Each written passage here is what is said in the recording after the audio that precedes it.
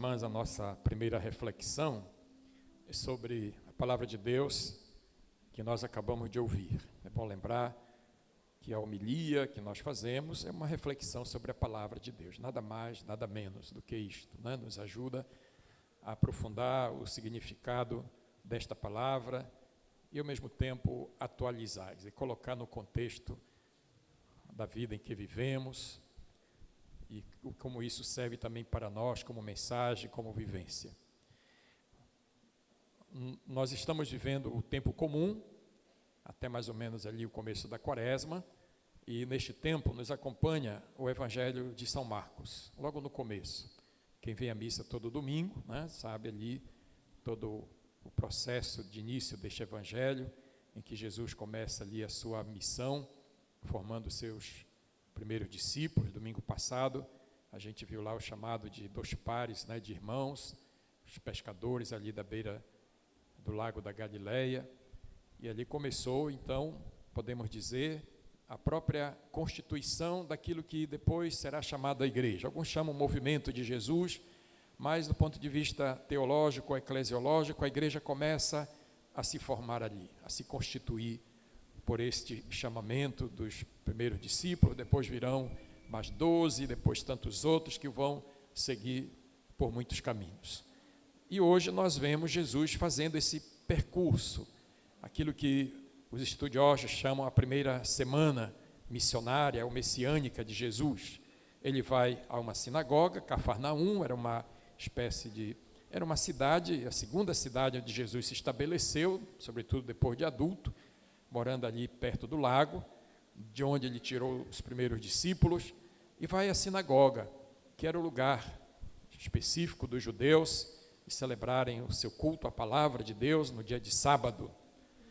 Ali ensinava, e diz o Evangelho que ensinava de uma forma admirável. Todos ficavam admirados com o seu ensinamento. E lá no final, a gente tem o motivo desta admiração, deste espanto, deste maravilhamento.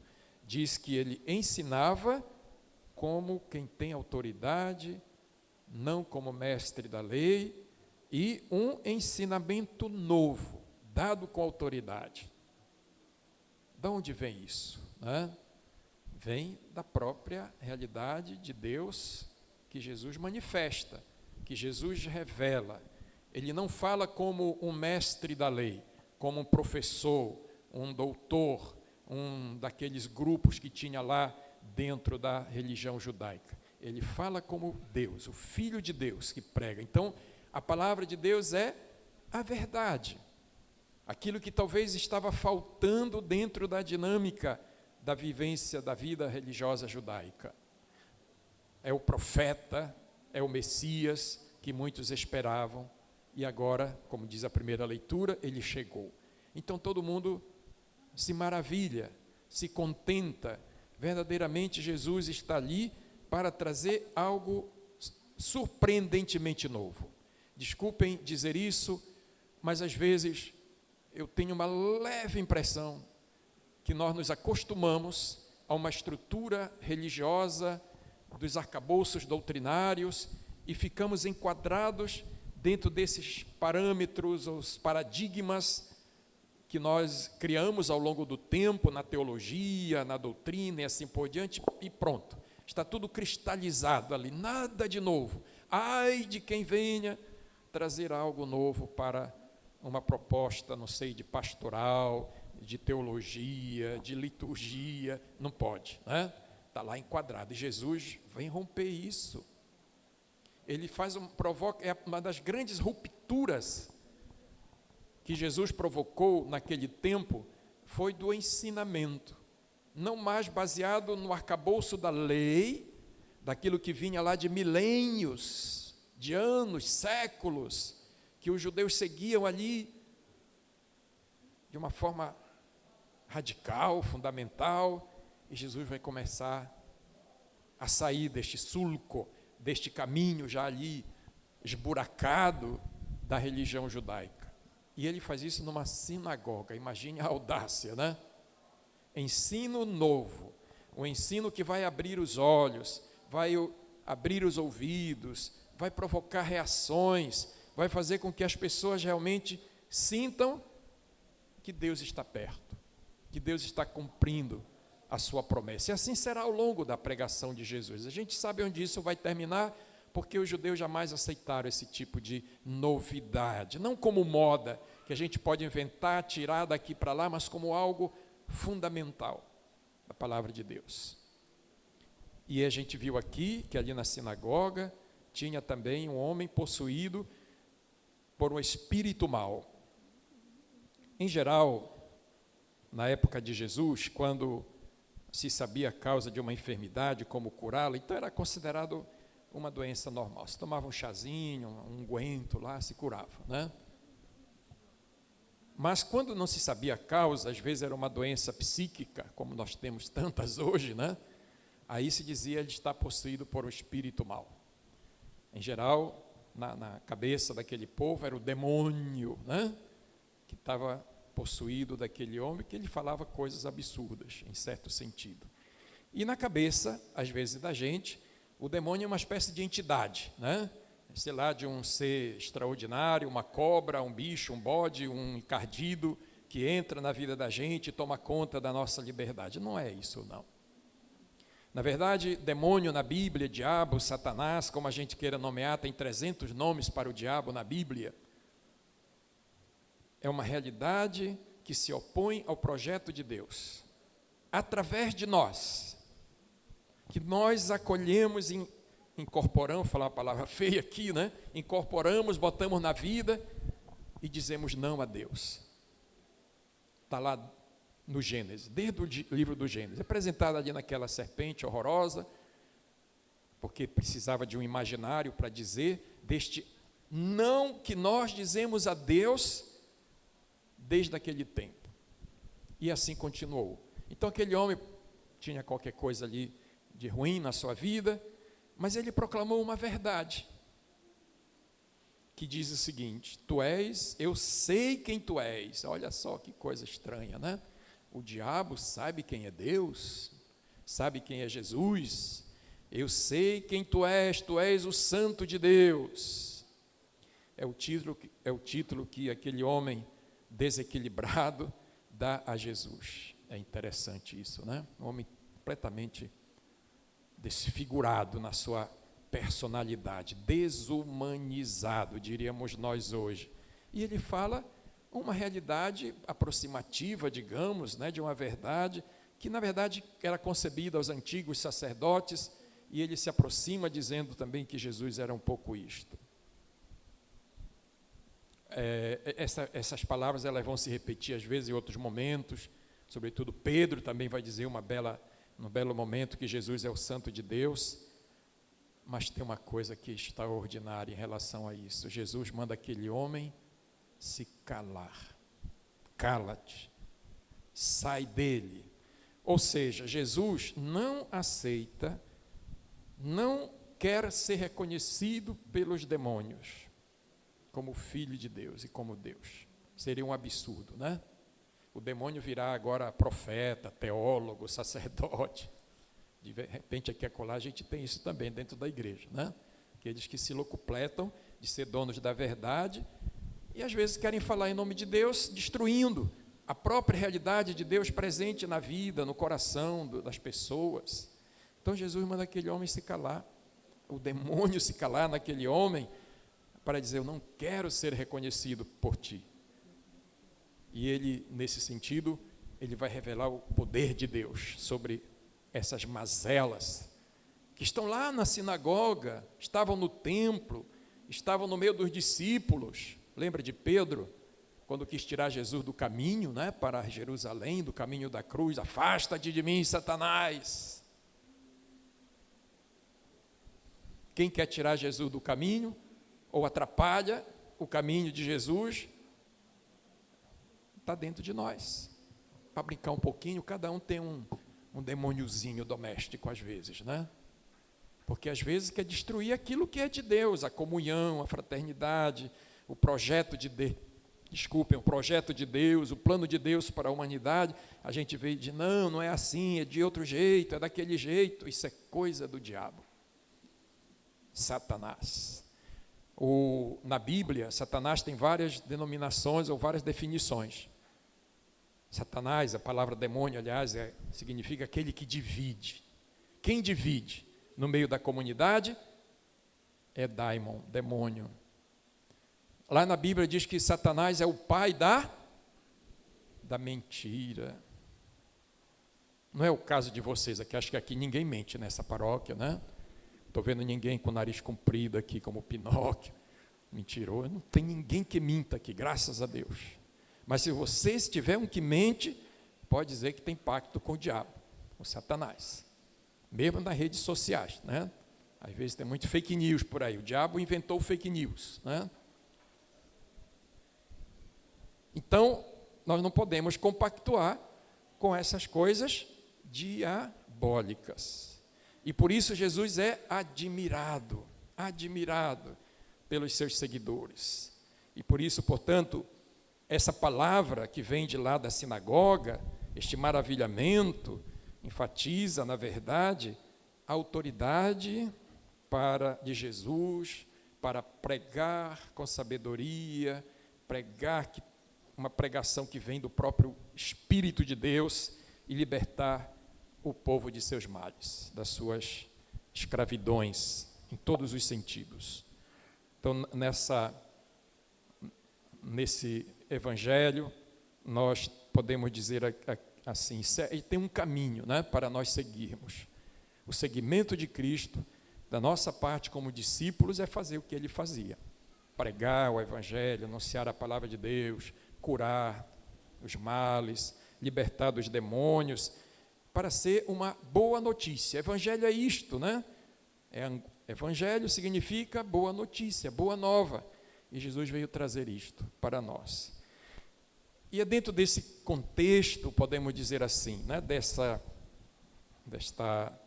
leitura, ou dessas leituras que nós ouvimos, que eu gostaria de aproveitar para dizer uma palavrinha sobre o que nós estamos realizando aqui. Como eu falei, eu venho em nome da diocese, em nome do nosso bispo titular, Dom Jesus, eu vou usar a palavra própria, né, da posse canônica ao padre Ronaldo e apresentar o padre Luiz Maria como vigário paroquial. É bom que se diga isso, ele não é o vigário do padre, mas é o vigário da paróquia, né? Quando o padre não está, ele o substitui, é o sentido dessa palavra.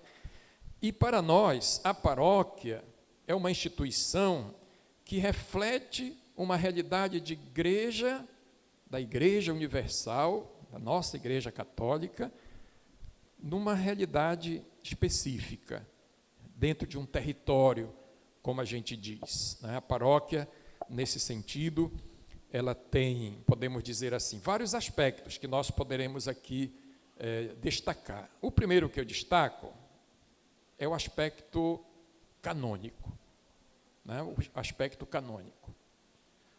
Ou seja, o direito canônico, ele define a paróquia como uma determinada comunidade de fiéis, estavelmente constituída na igreja particular, na diocese, e seu cuidado é confiado ao pároco, como seu pastor próprio, sob a autoridade do bispo diocesano.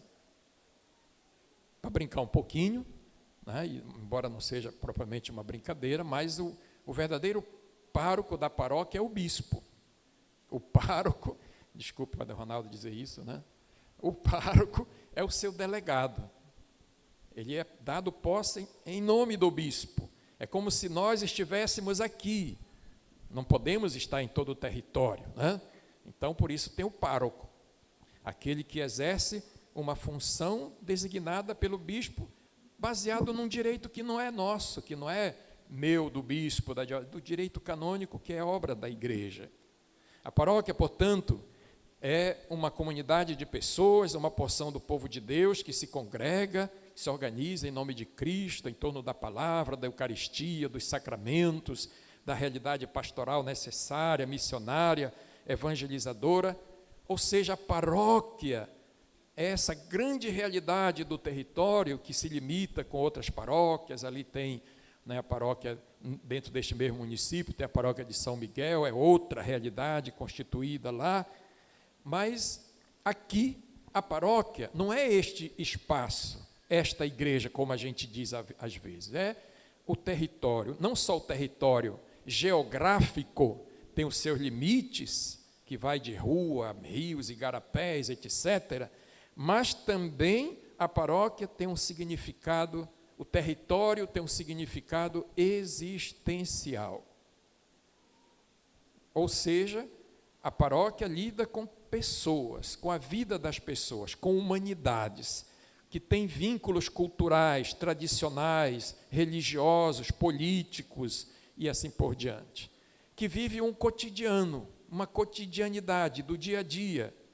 O pároco é como se dizia no passado, né, pelo Concílio de Trento, ele é o pastor das almas, tem que estar 25 horas de plantão na igreja.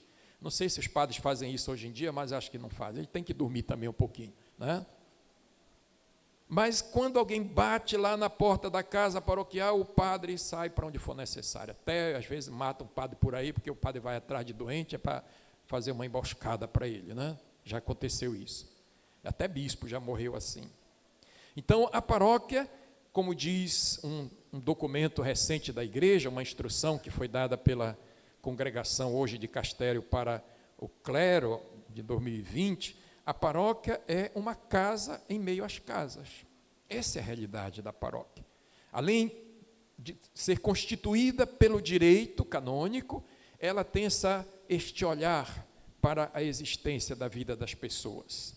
O pároco e os outros que o ajudarão, vou falar sobre isso depois, na verdade, é aquele pastor, um homem apaixonado primeiro pelo Cristo e por isso apaixonado e dedicado às suas ovelhas, ele reflete isto. Ou seja, ele não é só um reflexo do bispo, do ponto de vista canônico, mas acima e sobretudo, ele é um reflexo do Cristo pastor e bom pastor. Todo padre sabe disso, né?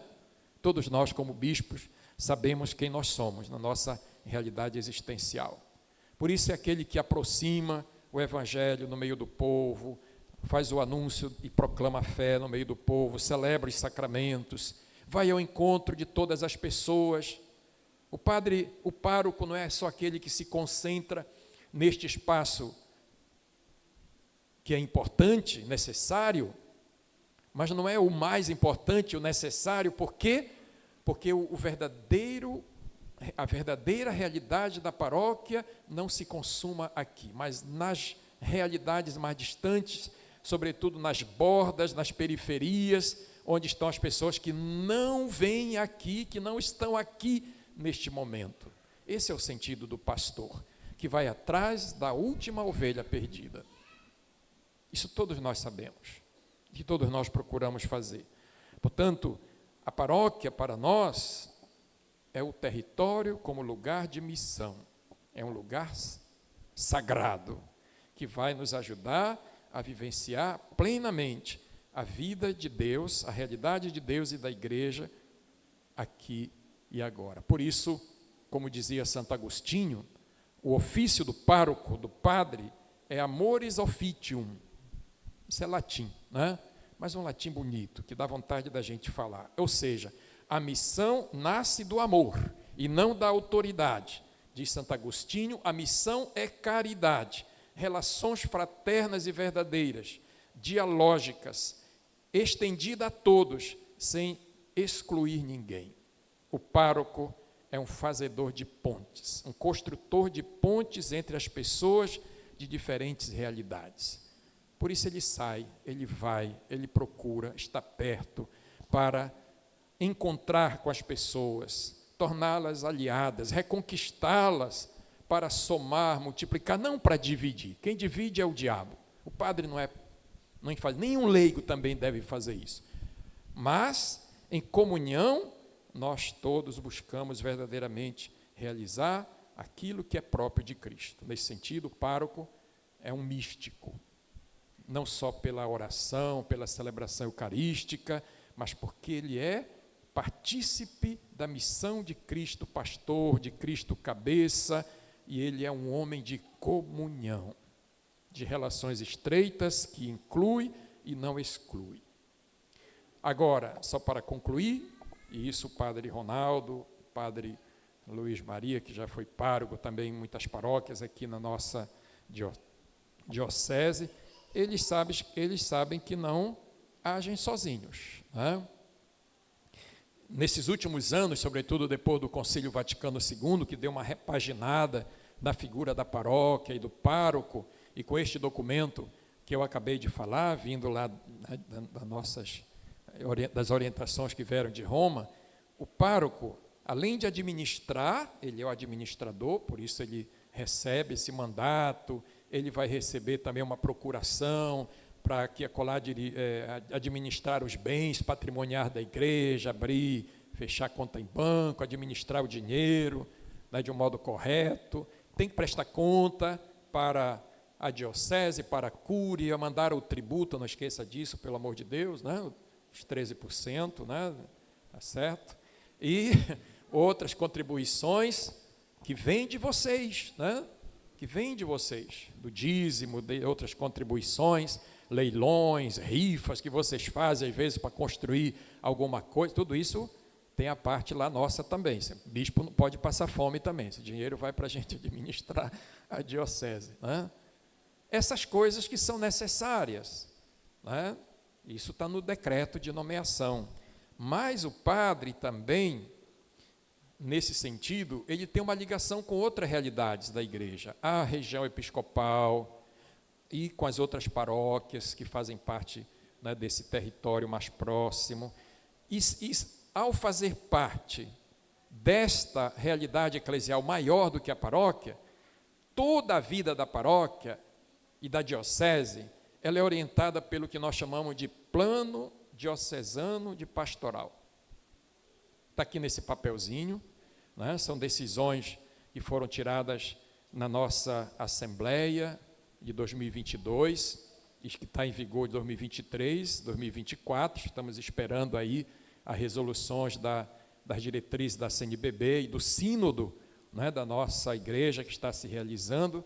Então, para nós, bispos, padres, o que rege, e aí a outra orientação do pároco, pastoralmente, a vida da igreja é isto aqui, não tem outro.